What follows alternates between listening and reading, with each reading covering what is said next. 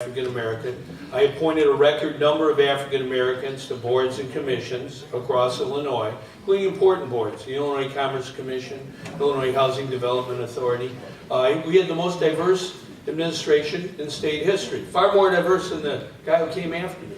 So I think it's very important that the Attorney General really be a strong voice for diversity in government and diversity in life. All right, thank you very much. Mr. Mariotti, you Yaley. You are an attorney. You are a partner with Thompson and Colburn. How many African Americans partners do you have in your law firm? So we have over a dozen African American partners, but only I'd say 4 in Chicago, which is a smaller office of about 60 lawyers. I think 30 or 40 of whom are partners. On my staff, I have a very diverse staff. My campaign manager I hired is African American. My finance director is Latina. My campaign staff, I think, reflects the diversity of the state, and that's what I pledge to do as Attorney General. Thank you very much, Mr. Goldstein. How are you today? Thank you so much. You are the 33rd Ward Democratic Committeeman elected in 2016, and you're also an attorney, but you're with the law office of the Cook County Public Defender. So I'll ask you this. How many African Americans do you have working on your campaign? Yeah, so we have a very small campaign.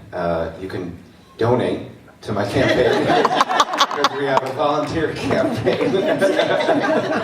So unfortunately no one paid on my staff that actually, that I can lean to. But I got many supporters. But as to the issue, as far as who I work with and within my office, and I'm not here to take credit for it, but the law office of the Cook County Public Defender's Office is one of the most diverse law offices in this entire state. The first assistant is African American. My boss, who's the chief of my division, is African American. We just actually brought in a class that was part of the hiring structure. It was over 30% were African American lawyers that were hired. So we have a great staff that's full of diversity, and that's sort of how I live my life. All right, thank you very much.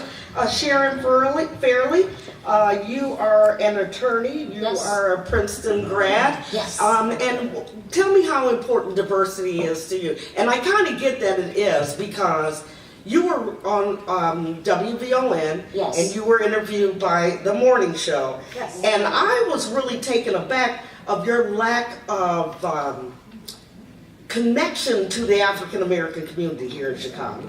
Oh, well, I was really taken aback by that. Well, I'd like for you to be able, because this is what people are talking about in the streets. So I'm going to give you an opportunity. Yeah, I'd love to talk to you about that, because I think that is actually a misperception on your part. Okay.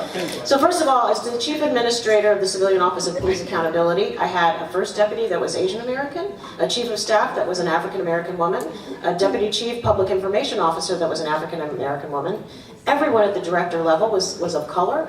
We had an African American who was head of administrative services, a Latino who was head of IT, and an African American woman who was head of training, and an African American man that was head of community engagement. Our investigative staff was, I'm thinking, almost, if not more, half people of color.